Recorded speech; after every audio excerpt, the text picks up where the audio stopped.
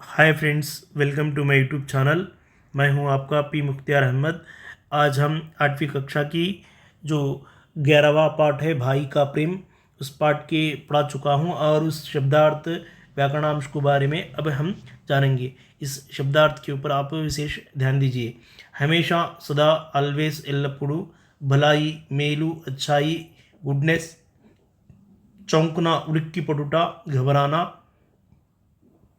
మదద్ సహాయం సహాయత హెల్ప్ ఉపజావు సారవంతమైన ఉర్వర ఫెర్టైల్ फायदा प्रयोजन लाभ बेनिफिट अचानक अकस्मातुका एकाएक सडनली भाव विभोर भावपूर्ण इमोशनल खालिहान गिड्डंगी अनाज का गोदाम बैर्न संभालना संरक्षण चुटा निभाना हैंडल।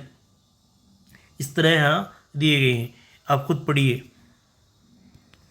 यहाँ देखिए, पाठ के आधार पर वाक्य पढ़कर कोष्टक में हाँ या नहीं में लिखिए। गांव की मिट्टी बहुत उपजाऊ थी, सही है। इस वर्ष पूरे गांव में फसल अच्छी हुई है, हाँ। छोटे भाई के बाल बच्चे थे, नहीं। दोनों भाइयों ने एक दूसरे को देखा, हाँ। वे एक दूसरे से टकरा गए, हाँ। यहाँ देखिए, दोनों भाई हमेशा एक दूसरे की भलाई की बात सोचा करते थे। उसी तरह दूसरा बनता है, दोनों में बड़ा प्रेम था। खालिहान में सबके अनाज के ढेरे लगे थे। गठरी सिर पर रखकर छोटे भाई के ढेर की ओर चल पड़ा। उसी तरह अंत का जो पांचवा आता है, अपनी बात कहते सुनते दोनों भाइयों की आंखें भर आई। दोनों, फिर से एक बार, दोनों भाई हमेशा एक दूसरे की भलाई की बात सोचा करते थे। दोनों भाइयों में बड़ा प्रेम था। खालिहान में सबके अनाज के ढेर लगे थे। गठरी सिर पर रखकर छोटे भाई के ढेर की ओर चल पड़ा। अपनी बात कहते सुनते दोनों भाइयों की आंखें भर आई। इस तरह इस खाली जगह भरना है। पाठ के आधार पर अधूरे वाक्यों के पूरा कीजिए। उनके घर अलग अलग थे पर दोनों में बड़ा प्रेम था। उनके घर अलग अलग थे पर दोनों में बड़ा प्रेम था। बड़ा भाई लेटे लेटे सोचने लगा, मेरे दो बच्चे हैं। बड़ा भाई लेटे लेटे सोचने लगा, मेरे दो बच्चे हैं। दोनों भाइयाँ धीरे धीरे एक दूसरे के अनाज के ढेर की ओर बढ़ रहे थे। दोनों भाइयाँ धीरे धीरे एक दूसरे के अनाज के ढेर की ओर बढ़ रहे थे। मैं जवान हूँ, जितना चाहे उतना कमा सकता हूँ।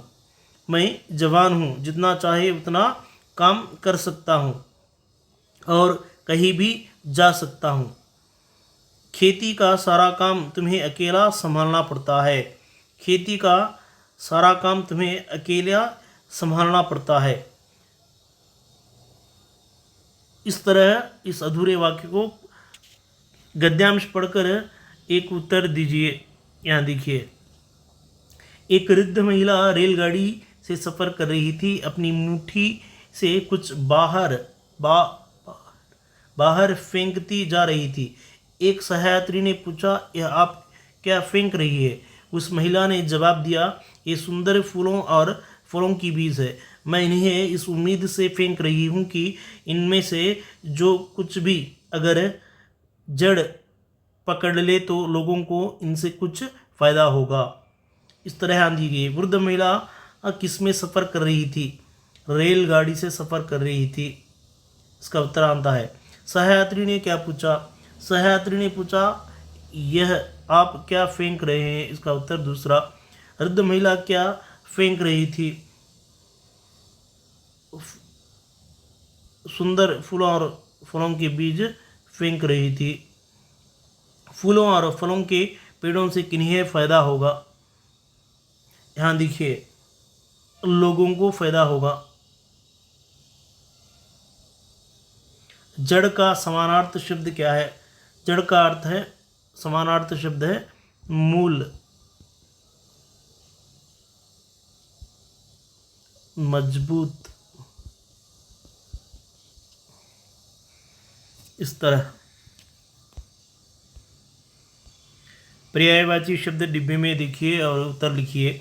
उदाहरण के लिए खालिहान अनाज का गोदाम, धान्यागार।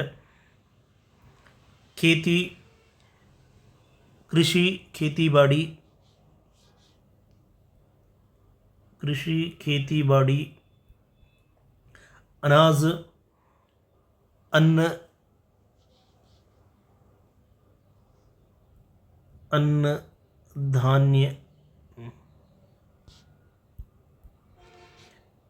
जवान युवा, युवक युवा।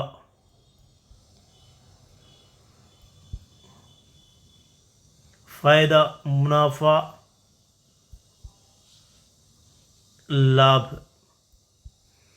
फिर से एक बार, खालिहान अनाज का गोदाम, धान्यागार। खेती खेती बाड़ी, कृषि। अनाज अन्न धान्य। जवान युवक युवा। फायदा मुनाफा, और उसी तरह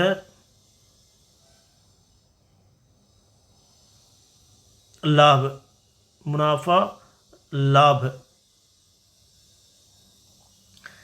शरीर से बूढ़ा है किंतु उत्साह जवान है। बूढ़ा जवान। फायदा नुकसान, भलाई बुराई। खर्च बचत, प्रेम द्वेष। फिर से एक बार, बूढ़ा जवान, फायदा नुकसान, भलाई बुराई, खर्च बचत, प्रेम द्वेष। नीचे वर्ग पहली दी गई है, उस वर्ग पहली के बारे में हम देखेंगे। यहाँ देखेंगे सहायता, उदाहरण के लिए सहायता दी गई है, और उसी तरह यहाँ बनते हैं, देखेंगे। दूसरा बनता है भलाई, उसी तरह धन, उसी तरह अकेला,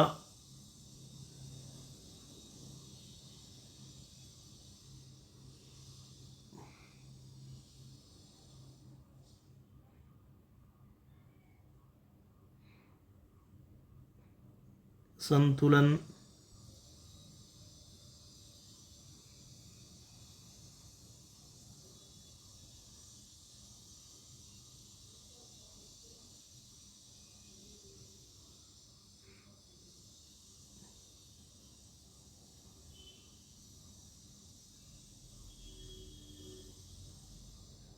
नीचे से देखेंगे तो तोता, इस तरह। यानी पाठ में दिए गए हैं, उस वर्ग की पहली को ही हम देखना है। पाठ के अनुसार ये 4 शब्द बनते हैं।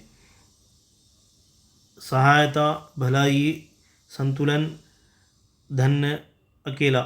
यहाँ देखिए, चित्र देखिए, चित्र देखकर 5 वाक्य लिखिए। यहाँ लड़की पढ़ने जा रही है और पीछे माता पिता खड़े हैं। पढ़ लिख कर वह सफल बनना चाहती है।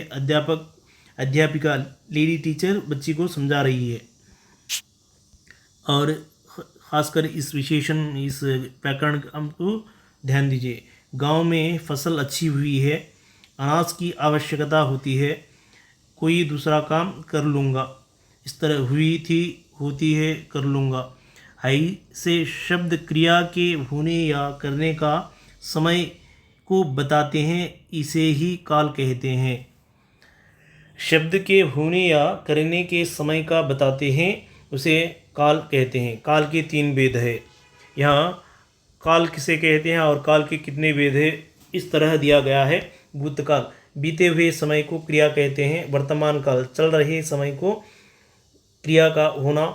भविष्य काल में, आने वाले समय में क्रिया का होना। इस तरह काल के बारे में यहाँ दिया गया है। इस परिभाषा को ध्यान दीजिए। यहाँ शब्द क्रिया के होने या करने का समय को बताते हैं, उसे एक काल कहते हैं। काल 3 प्रकार है, भूतकाल, वर्तमान काल, भविष्य काल। भूत का अर्थ है जो बीता हुआ है, वर्तमान जो चल रहा है, भविष्य में जो आने वाले समय को क्रिया का होना, वही भविष्य काल है। इस तरह अब हम नीचे देखेंगे।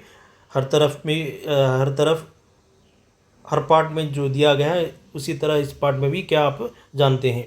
गंडीकोटा, यह गंडीकोटा वाईएसआर डिस्ट्रिक्ट कड़पा में है। गंडीकोटा आंध्र प्रदेश राज्य में वाईएसआर कड़पा जिले के जम्मलमड़ुगु में पेन्ना नदी के तट पर स्थित एक छोटा सा गांव है।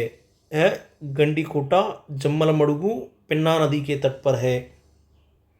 गंडीकोटा का नाम उस कंट से लिया गया है जो पेन्ना नदी के बीच स्थित है, जो पहाड़ी की तलहटी में बहती है, और यहाँ की गहराई, घाटियाँ, लाल ग्रेनाइट पहाड़ियाँ, मंदिर, मस्जिद आदि बेहद खूबसूरत है। गंडीकोटा के विरासत समारोह धूमधाम मनाते हैं, इसे देखने के लिए लोग दूर दूर से आते हैं। इस तरह यहाँ दिया गया है, यानी गंडीकोटे के बारे में दिया गया है। इस साधारण से यह गंडीकोटा जम्मलमड़ुगु में है, जम्मलमड़ुगु के करीब है, पेन्ना नदी के तट पर है गंडीकोटा। इस गंडीकोटा विरासत समारोह यानी हेरिटेज डिपार्टमेंट, हिस्टोरिकल डिपार्टमेंट ले चुकी है और इसकी समारोह चलती है। वही चित्र यहाँ दिया गया है।